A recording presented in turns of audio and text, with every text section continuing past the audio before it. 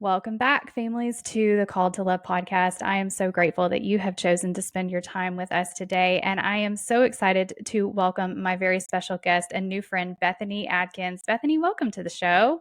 Hi, Summer. Thanks so much for having me. I'm so excited to talk with you. I honestly cannot even remember how we got connected, and that's ridiculous because I feel like we've been emailing back and forth for months and trying to make this conversation happen.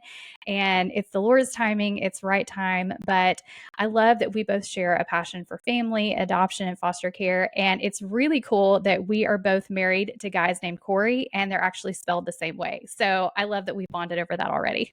Yes, I know. I love that so much. It has been a long time. I was looking back at my emails and we started emailing almost a year ago, but that just shows how Stop. crazy and fast life is, which I know it doesn't feel that long. And Corey James and James Corey. Gotta love Yes. it. Yes. She's married to a Corey James and I'm married to a James Corey. Guys, you can't make this stuff up. It's so cool. So we're fast friends over here. And so I hope you guys feel that as we get started on our conversation today. And we connected over adoption and foster care. And you guys have a really crazy whirlwind, incredible story that I'm so excited for you to share in this conversation today. We have listeners, Bethany, who they are at the very beginning of this calling and they are just kind of dipping their toes into what this looks like and if this is the Lord's calling for them. And we have families who are in the trenches, who are walking through the hard, who are experiencing the realization of the brokenness that is foster care and adoption. And then we have seasoned families who are on the other side of this going, man, I wish I knew this, or man, I wish I had done this better.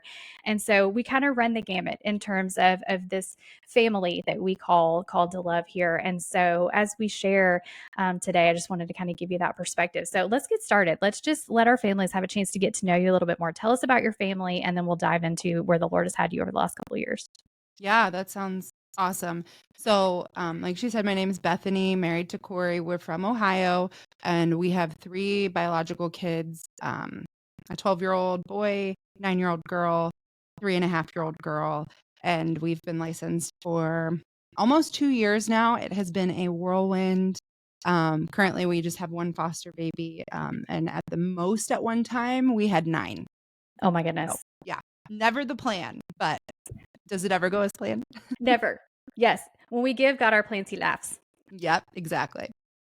That's so awesome. And you guys have a podcast as well. We do. We have a podcast called A Force to Be Reckoned With. It's my husband and I, and we are just talking to families in the thick of it, raising kiddos and calling them to rise up, live the life that God is calling you to. And, we're raising the next generation. So that's what we talk about.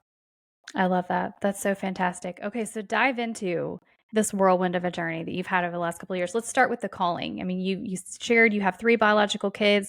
For all intents and purposes, our culture, our society would say, "Hey, you're good, you're set, you've got your hands full, no reason to trouble yourself with, other people's children." Essentially, we hear that a lot in feedback, people talking about foster care specifically. So, talk to us about when the Lord first started speaking to your heart specifically, you and your husband, about opening your home to foster care. Yeah, absolutely. And I love what you said there is what the world kind of dictates for us. And man, is that true? And I truly believe it, especially as we're stepping into foster care. The enemy hates families. Yes. He wants to destroy families. And so he will do everything in his power to convince us to not do foster care.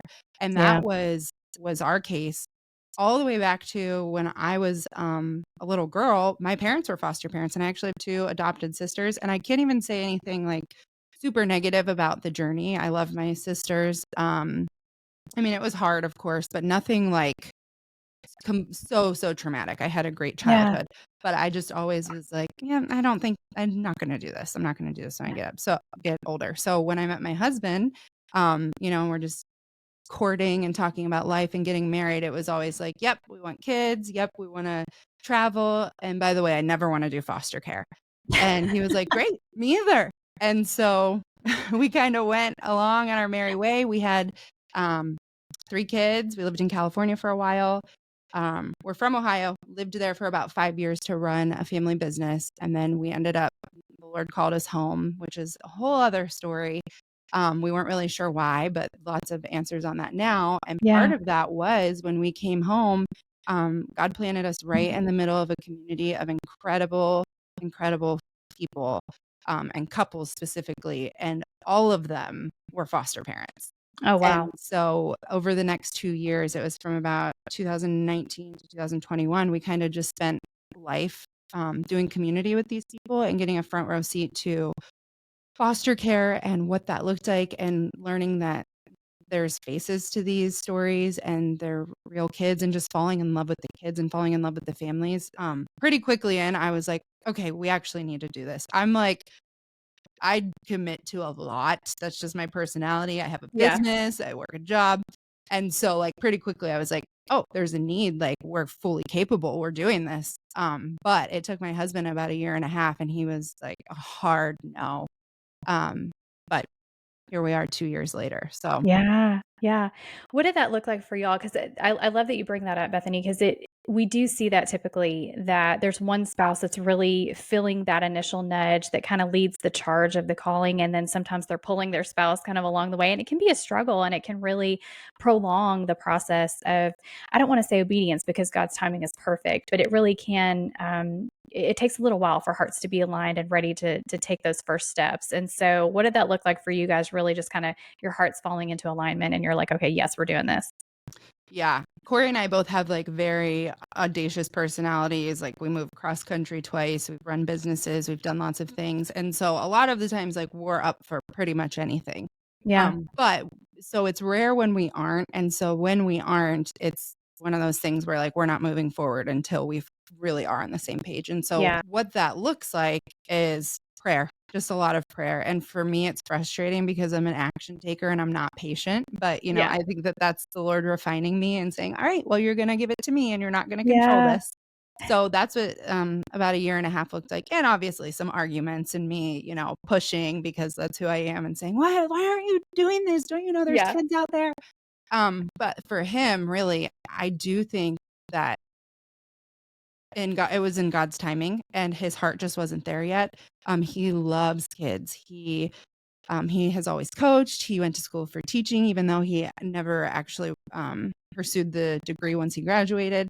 And so for him, there were two pieces of his no. It was, I'm going to get too attached, which we hear a lot. yeah, And the other one was, foster families are so weird.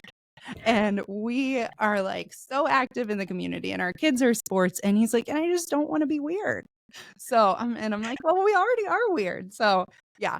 But it was a lot of hard conversations and just, this is where I'm at. And he would say, well, this is where I'm at. And so lots of prayer. And even when we started pursuing, it wasn't ever like, okay, I'm ready. It was me continuously taking it to the Lord and saying, Lord, if you have this for us, please make a way for it.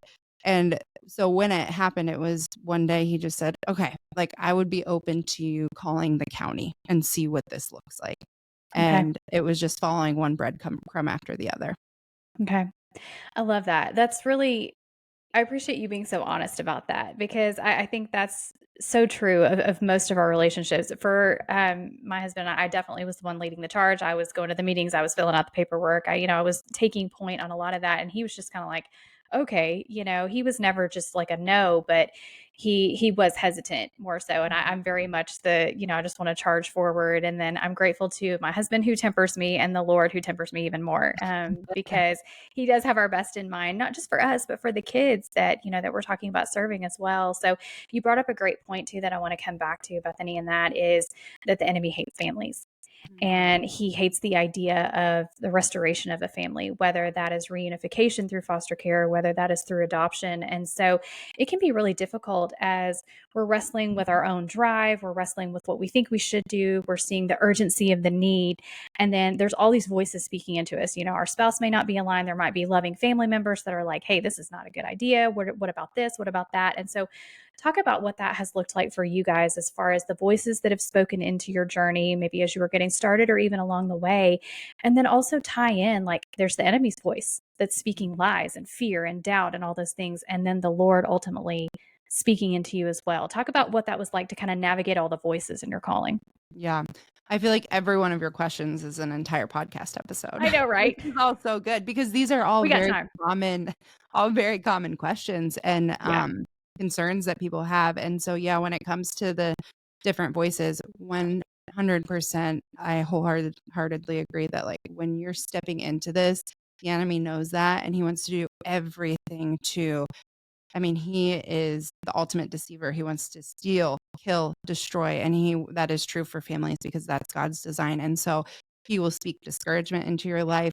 And I'm sure you guys hear too, but in our community of friends, they always say, all right, so as soon as you get licensed, just be ready. Your plumbing's going to break. Your car's going to break Yes. down. You're going to probably lose your job because the enemy is going to do everything he can to discourage you and prevent you from stepping into this because it's that So true. impactful of kingdom work. And so that's just one piece of it. And then you have the human relational dynamic of it. And a good friend of mine said this in a talk that she did, but also I don't know if she's the originator. I keep meaning to look this up, but it might be Jason Johnson. But in your life, there will be people who love you and there will be people who get you. And not always do those two things happen together. So people who Yes. love you might be your parents or your siblings or your in-laws, and they love you, but that sometimes that love comes with voices of concern and voices of concern for your kids. And so hesitation because this is weird and uncomfortable. But in this community, it's so important to cling to people who get you and they get the call and they understand that, yes, we get this because God has called us to this too. And even though the world doesn't understand, we understand. And we're not called to be like the world. So I think it's so important to understand that and not hold anger toward the people who love you but don't get you, but just keep that in mind. That is so fantastic. I wish I would have known that and understood that better when we first started our journey because there was some deep hurt that took years to heal because I was like, you celebrated when I got pregnant. Like, why wouldn't you celebrate when we were doing this? Like, that doesn't make sense. But allowing them that space to come along in their own journeys of understanding and seeing, our story come to fruition with the calling that God had given us. And I'm so with you. I laughed out loud because legit every single time we've started a process, there has been something. My husband got demoted or, his salary was cut. We had different things go wrong. It was one thing after another. And it was really a question of, are you in this or not? Because, and warfare is very real. And that's not something that we necessarily, because we get this idea, I think, and I certainly was guilty of this, and our listeners know this, that, I came into adoption and, very rose colored glasses, and this is so pretty and it's just going to be amazing. And I'm just going to make up my mind. And one day this is all just going to come together and it's going to be this, Pinterest, Instagram, everything moment. And when it crashed and burned, many steps along the way, I just did not know what to do with myself. And so I was reading yesterday. I love how the Lord just brings fresh light and understanding to scripture, just with different places that we're at. And so I just felt compelled to pick up James chapter 1 and, the verses that say, starting verse 2, consider it all joy, my brothers and sisters, when you encounter various trials, knowing that the testing of your faith produces endurance. And let endurance have its perfect result so that you may be perfect and complete, lacking in nothing.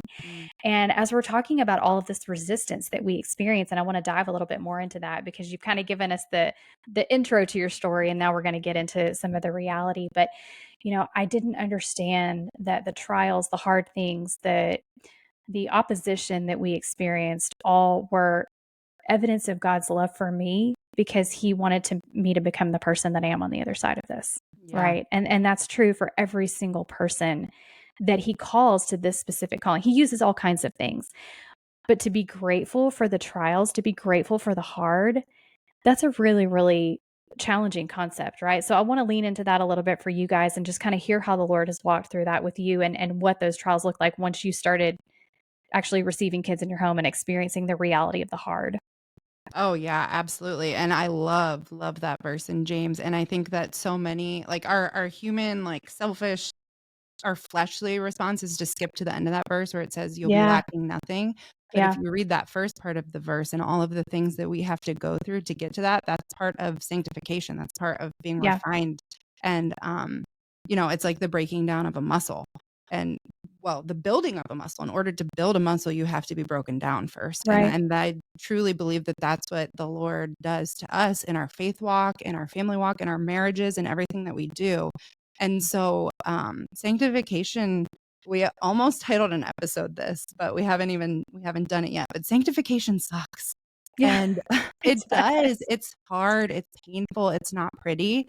I think that sometimes we listen to sermons and, we go to church and we hear these things and it sounds so beautiful and tied up in a pretty bow, but the reality is that when you're doing mission work and you really are, I mean, we truly are at war. And that's the theme of our Yes. podcast. We start out saying we're at war, but it's not against your neighbors. It's not against um the people in your community. It's not against flesh and blood. It's against Right. spiritual forces. And we have to remind ourselves of that. And we have to find people who will remind ourselves of that because it's hard. And it's when you're down and you're beaten down on the floor and curled up in the fetal position, you have to find people who get it and are going to help you pick you back up because it is Right. hard. And so I mean, there's so much. Yeah, I mean, change in pay structures, having to buy cars that were out of our price range because in a matter of 2 months, we welcomed 4 kids in our house unexpectedly. Family not getting it, just feeling so completely misunderstood and hurt by people who were so close and dear to us. And then being so completely surprised and caught off guard by the people who chose to step up for us. I mean, there's beautiful things Yeah. too. And so I don't want to make it all sound horrible, but Yeah. even in the hard and the horrible and the painful, if you ask me if I would do it over again, I would say 1,000% because it Mm. has truly made me and my family and my children stronger. And to now it's to the point where when you walk through the fire, that is where it's like, all right, Lord, like this is hard and this hurts. But I know you're growing me and I know you're here with me.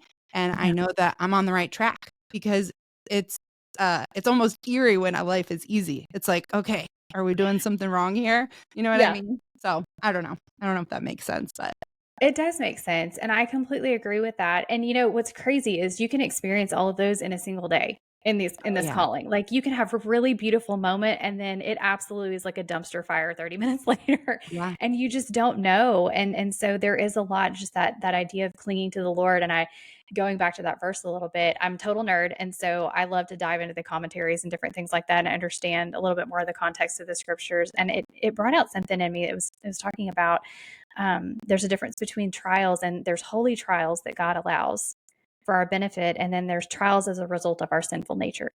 Mm, And so I feel like stepping into this calling in general, it is a holy trial because you are welcoming brokenness and you can't welcome brokenness into your life and into your home without experiencing, just some of the ripple effect of that brokenness. And so I think that's important for us to remember. And it's easy for you and I, because I can absolutely echo the same thing you said. If I would not want to be the person that I was when God first started us in those first few steps on our journey and looking how far we've come. We're over 10 years into ours, since he first called us and we first started pursuing adoption specifically and everything that he has us doing now.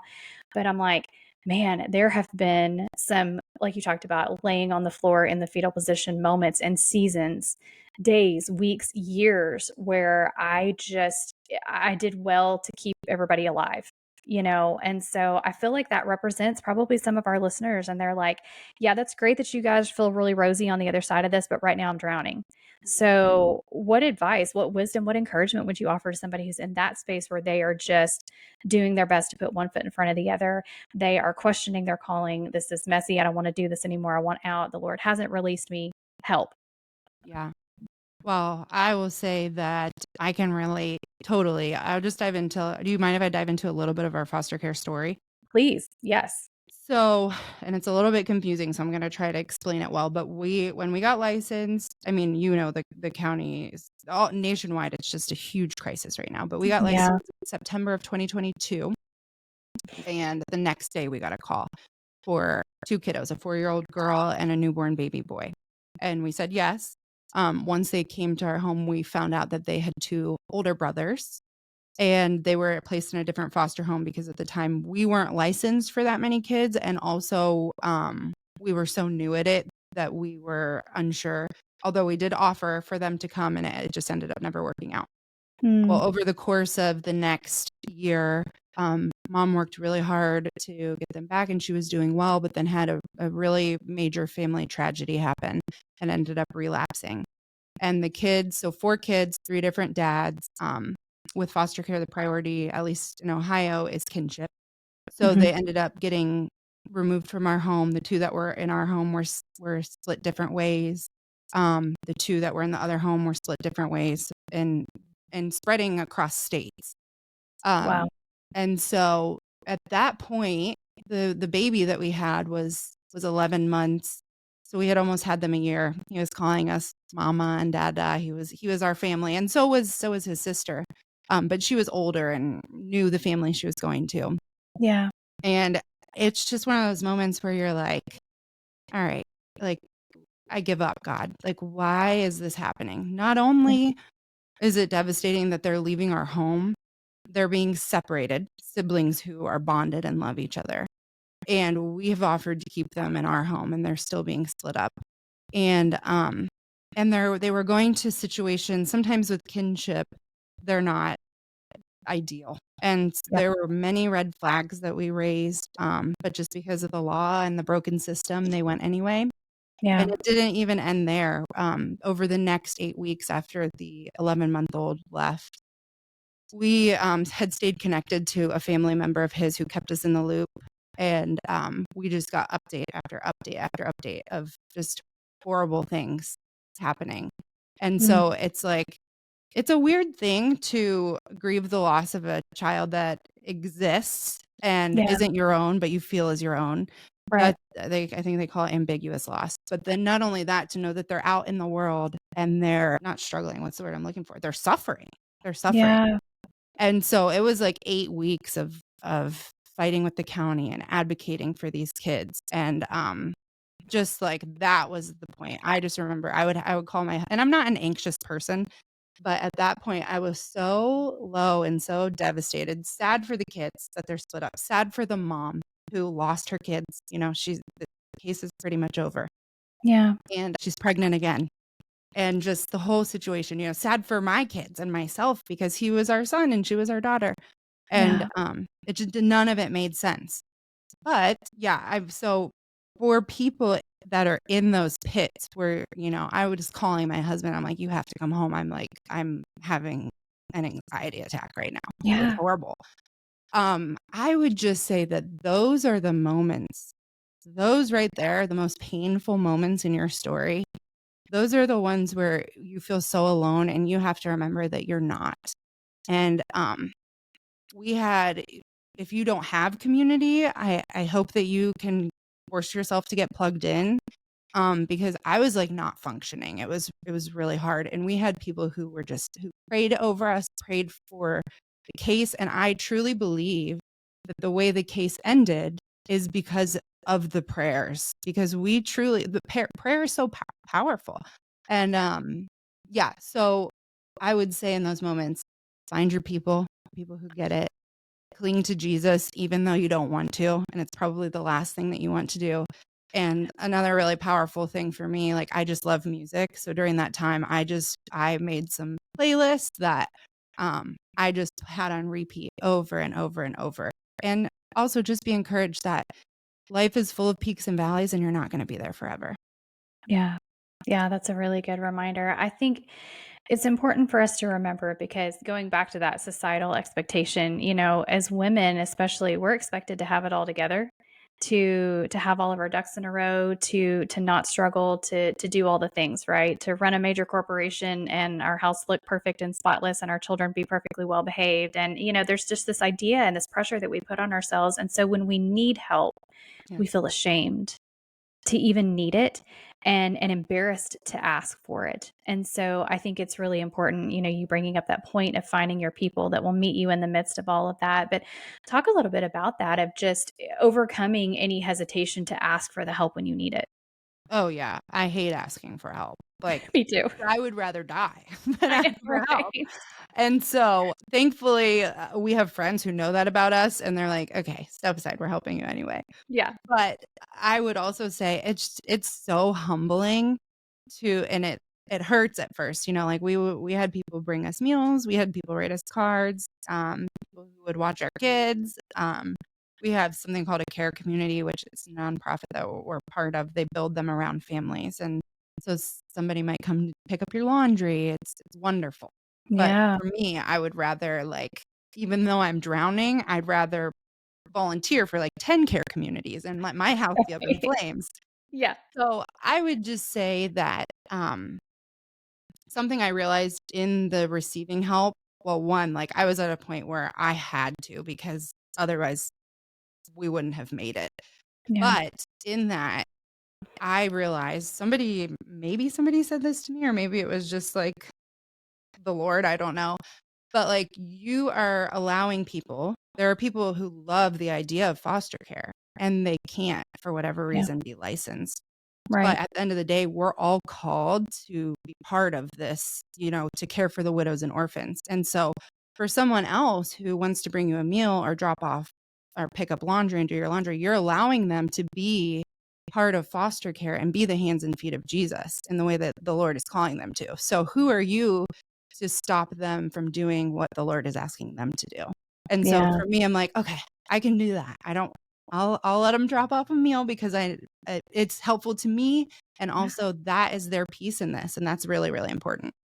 Yeah, I love that. And, we've talked about this a little bit just in our previous emails and conversation before we've met today of just that idea of everybody can do something. And we just had an episode about that it's not something that's distant, that, oh, that's somebody else is taking care of that. I mean, the need is so great and it's so overwhelming. And so why wouldn't we step into that? Even the simplest of things can make the biggest impact for, like you're saying, the days that you're laying on the fetal position and everything's crashing and burning around you, just that simple act of somebody saying, I see you, I'm praying for you, here's some food, let me wash your clothes. I mean, that is no small thing in serving. And so we don't need to be ashamed or afraid to ask for that, especially for people that say, how can I help you? Like, say the things, say the ways that you can help. So as you're sharing that story, I'm thinking back to what you said a few minutes ago about your husband saying, I don't want to get too attached.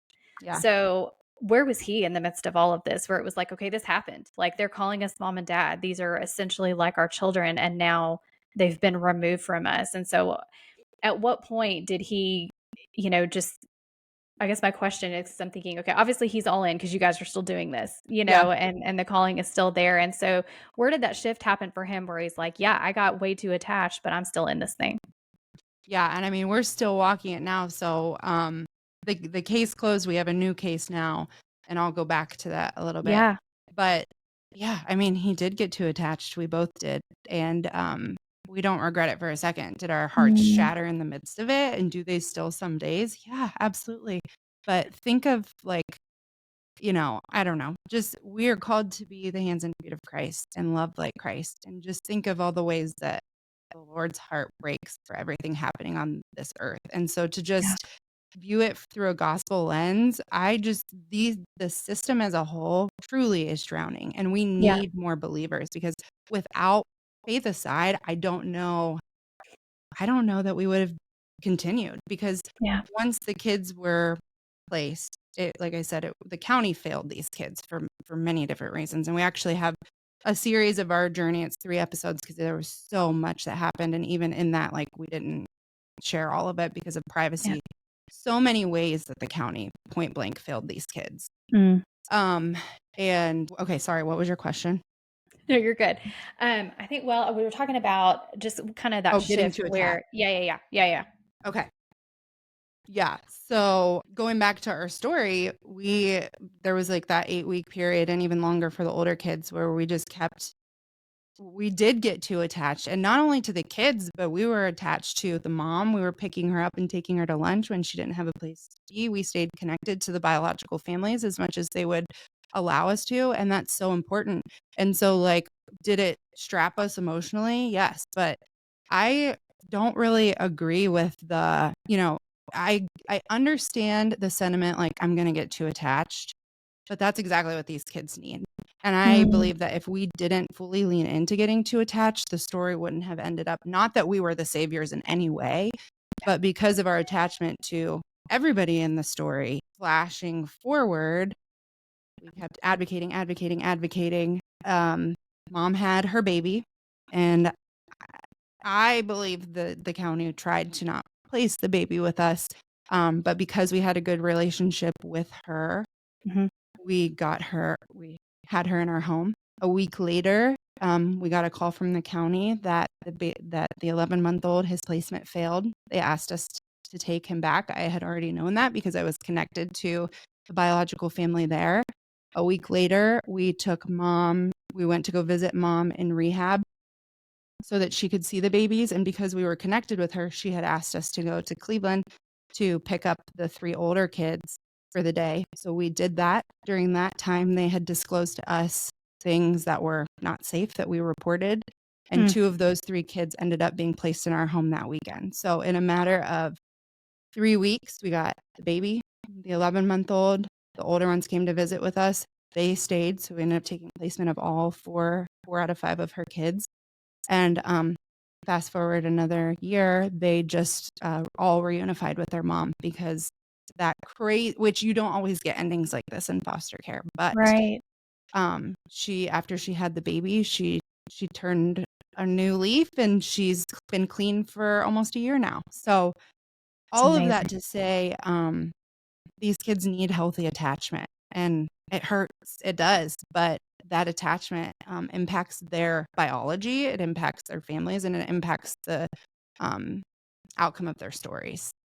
Yeah, yeah, that's really important. And, we've learned through our experiences as well that, you don't deny them attachment to protect yourself. You offer that attachment because the more they learn to attach, the better they'll be able to attach, just in Mhm. the course of their life. And so you're gifting them with a lifelong skill. And so in the grand scheme of things, our default is certainly to self-protect. We don't want to feel the hurt. We don't want to feel the discomfort.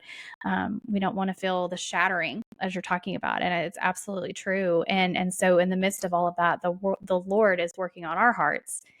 And so I think I operate a lot. My brain functions in kind of a 30,000-foot view sometimes, and I think that's probably the Lord keeping me sane sometimes because it's like, look how cool this is that the Lord calls us to do something that's going to ultimately change us forever, that's going to give us the opportunity, like you said, to be the hands and feet of Christ.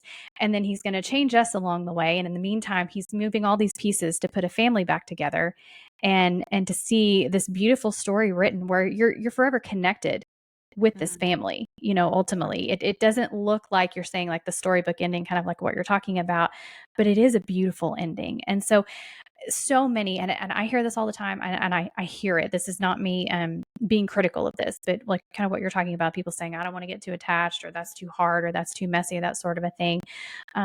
They're like, I don't want to foster. I want to skip all that. I just want to adopt. I don't want to know the mom. I don't want to know the family. I don't want any part of that. I want the kiddo. And so that was me, by the way, 10 Yep. plus years ago. That was totally me.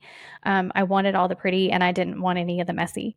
And Mhm. so I'm speaking to me, a number of years ago, but maybe somebody else who's listening and they're kind of in that space and they're hearing us talk about this and they're like, there's no way I want to touch that. That just sounds too messy and too scary. No way to foster care. What do you say?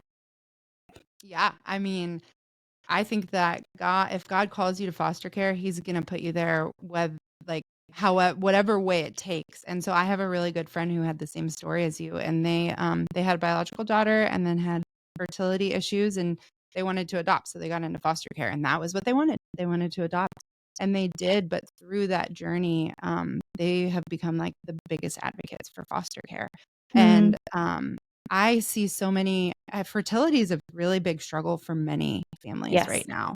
Yes. And I have many close to me, and I know it's such a sensitive topic. I know that it's such a hard road to walk. I, I have 3 biological kids, so I don't know it to that extent. I've had a couple miscarriages, but I do have kids of my own.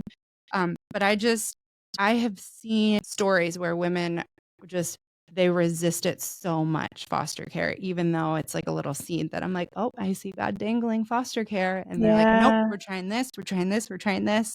And I actually have one friend now who they're licensed and it's taken years. But if God has a way, like if God has a plan for you to do it, he's going to make a way. So if you feel that nudge, I would say don't resist it anymore. Even if adoption is your story, you can have a beautiful story of foster care um, through adoption. And sometimes I just had this conversation with a family member of mine that's going through fertility and they're deciding, which route do we take? I think that maybe the outcome is still adoption, and that is what the Lord has planned for you. But in the midst of that, like you said, He wants us to walk this road that is going to grow us into this person that he intends us to be. And sometimes I wonder, like, are we taking I need to be, I don't want to say that. I don't want to be offensive, but I have to be careful because I can be offensive sometimes. That's okay. But he's yeah, he wants us to walk this road and grow us into the person that we can be. And so in the midst of that, to think that along the way we get to help kids who need a loving home, I think Yeah. it's hard and scary, but it's incredible too. Yeah. I love that. I get what you're saying, like, as far as you don't want to be offensive, but you're like, "Wait, let's say the hard things. Let's say the real things." So, Yeah. safe space to do that. I love that. Um, my question is, you talked about, stepping into that community of seeing foster parents who are just actively doing the work. They're loving on these kids. They're doing the hard work, and you fell in love with the kids. You fell in love with the families and all of that. So my question is, what about the times when they're unlovable? The Mm. behaviors are so hard that it is just really tough to love. It is really tough to keep saying yes. What's a good measure of a time for you to say, okay, this is not safe anymore. It's not healthy Yeah. for my family dynamic. Speak into that a little bit, because that's the reality of, unfortunately, foster care and adoption, that there are times where disruption has to take place. What does that look like for you? Because I know you shared that you guys have had that experience as well, and speak into that a little bit, because I don't want to just paint the rosy picture. I want to give a full scope, and tell the stories of those who've experienced every facet of this calling. Yeah. Again, another like incredibly great question and also so complex. But I think that I'm just making this up as I go. It's nothing I have mapped out, but there's different categories of this unlovable thing that we talk about. I think sometimes one, you have this idea of a kid in your head and maybe they come into your home and you just struggle to bond because they're not what you think. And I Yes. think that's one. And we've experienced that. Another one is blocked care, which I've also experienced after our little guy left and then we had the baby. I experienced blocked care with her even though I loved her family so incredibly much. I was Mm, grieving the loss, and then my heart, you almost can't help it. Like your heart yep. protects you Yeah. um from bonding again because it's Right. almost like your body is like, okay, well, we can't go through this again. Yeah, I mean, there's so much more, but I would say that and then your kids too. Your kids struggle because even if you love this child so much, this foster child, sometimes your kids struggle with selfishness and all Mhm. of these human fleshly responses. And so to all of it, it might sound so cliche, but I would just encourage you to take it to the Lord. I've had to do it in every single scenario and also remind myself, like, how many times am I also unlovable? A lot. Right. Like, I'm Yeah. unlovable to my kids, even though they love me unconditionally. I think the two best examples is like our kids love us unconditionally, even though I do some really unlovable things. Yeah. And so does God. And so, I mean, my answer to a lot of things is prayer, but the power of prayer in my life over time has just it's the most powerful tool that you have. And so I think that if you're struggling to bond or if you have a child who's unlovable, ask the Lord to either shift your heart or make a way for this child that you get to be part of this child's journey, but that might not necessarily be in your home. And so Yeah. lastly, that is something that we also experience. So after all the kids left, we ended up taking another placement, a little boy, and he was so sweet. It was probably, I don't want to say it was the wrong decision because I think God made a way for it. But Yeah. anyway, he struggled a lot. And then the 4 kids came back. So that brought all of it was actually 8 kids, not 9 that we had in our home. But he struggled with that a lot. A lot of behaviors. He had a lot of trauma. And we were struggling with him. He was struggling with the fast pace of our family and with all of Yeah. these changes. And I mean, it was just so much. Yeah. And we prayed for a couple months. Like I said that prayer, like, Lord, we're struggling so much with him. Either change our hearts and make it work or make it clear that this is not the home for him. Yeah. And disruption has a really, really bad rap in the world of foster care, Yeah. but we disrupted. And I can truly say that I think that it was the absolute best decision for him. And we got to be part of his story, even though it was for a short time. When the county called us for him, we were the 19th home they called. Um, Wow. or 19th or 20th. So, and he was sitting in the office. And so we got to be a safe place for him while there was nothing else. And the family that he's actually with now wasn't licensed at the time. But once we started having the stirring to find a new home for him, they had just gotten licensed and he's still with them. And it's been almost a year. So Mm, I think that God can make beauty even out of hard things and disruption. And while obviously we don't want to move kids around from house to house to house, if you take everything to the Lord in prayer and you truly have that heart of like, I know that you have us here, but make a way for it, I think that he works it all out for his good and for yeah. theirs. Yeah, I agree with that. And that's what, I've shared that in our parts of our story as well with every child that we sought to adopt and, every process that we went through. It has taken me years to really reconcile and be comforted by the fact that those children were our assignment Yeah. and that our goal is not ultimately to be the solution for kids.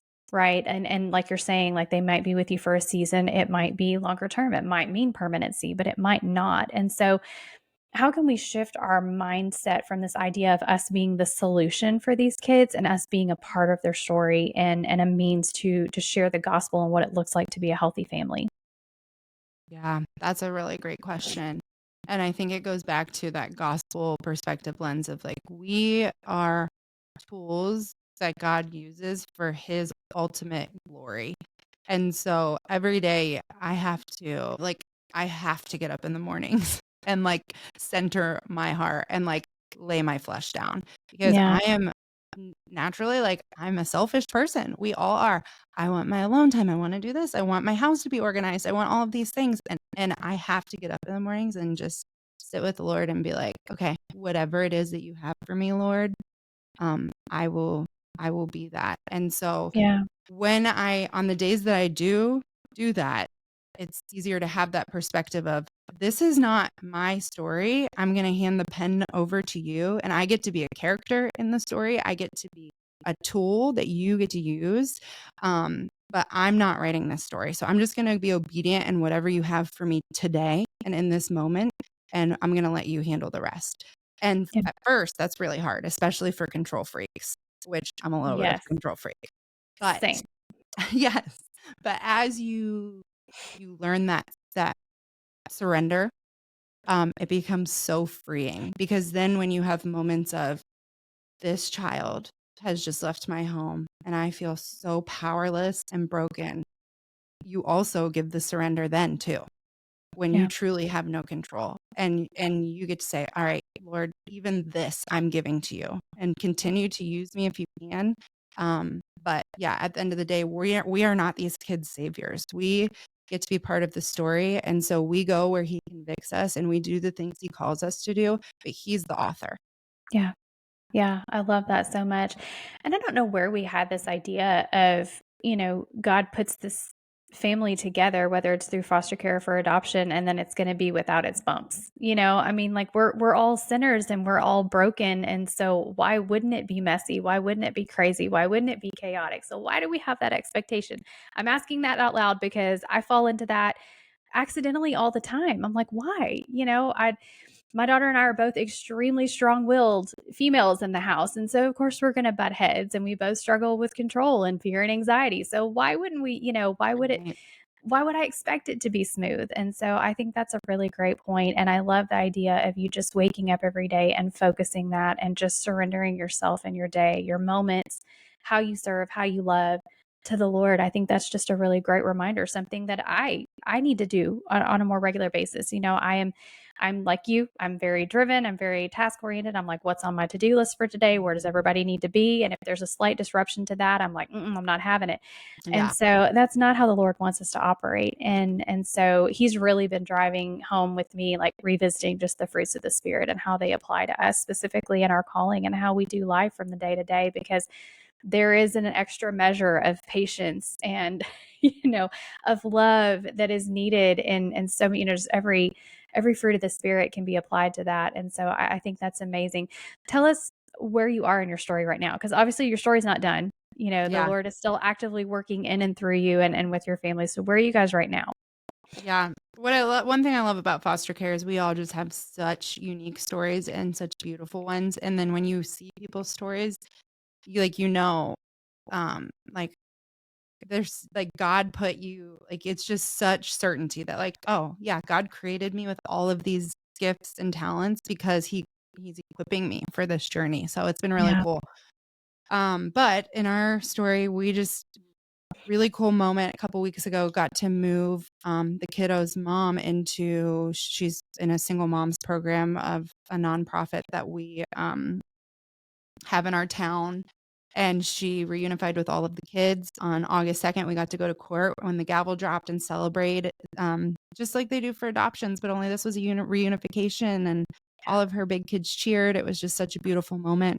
Wow. We get to keep her kids on Sundays while she works, so we still have a great relationship with them. They're part of our family, and Yeah. so while that's never how if when I got licensed, somebody came and said, "This is how it's going to end up."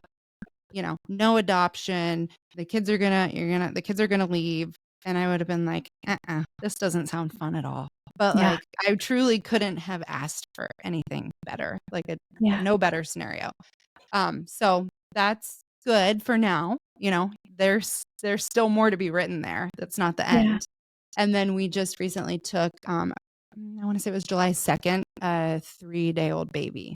And so that's what we have right now. It feels easy to have 4 kids compared to the journey we just walked through over the last 2 years. Yeah. And we're just enjoying life with our kids, and our son's about to go to middle school and doing our podcast. And yeah, that's where we are. So always open to what God has for us. We may take another placement as things settle once school starts back. But yeah. I love it. That's so cool. Yeah. And I love that you're just open to where the Lord is going to take you and leaning into him to help you discern what to say yes to and what is right for your family. So, as we're closing out our conversation today, I'm just so grateful for your willingness to share just your unique story and how the Lord continues to walk you through that. Is there something that you would share? Oh gosh, my voice just split. Okay. So I'm going to cut that. What would you share with our listeners as we're closing out, just as a word of encouragement? Maybe it's, a way that he has grown you, maybe a way that he has just changed your family with your biological kids in relation to this experience. Something, just leave us with a good word of encouragement as we're all walking out our own individual calls to love. Yeah, and I just love the name of your podcast because that truly, at the end of the day, that's what it is. We are called to love. So, regardless of where you are and what you're doing, I would just encourage you to ask yourself that question, like, where in my life am I loving? And where is God calling me? And I think that's a really great place to start. I think that we started the conversation with saying, our culture wants to kind of dictate what our lives look like and what the American dream looks like. And it has gotten so far of what God wants our lives to look like and what the Bible really directs our lives to look like. And so I would just challenge you, if you're married, sit down with your spouse and say, all right, where's God calling us? And can we step into it? It's scary and it's hard, but it is so peace giving to live missionally. And foster care, truly, it's a mission field, it's a battlefield for your entire family.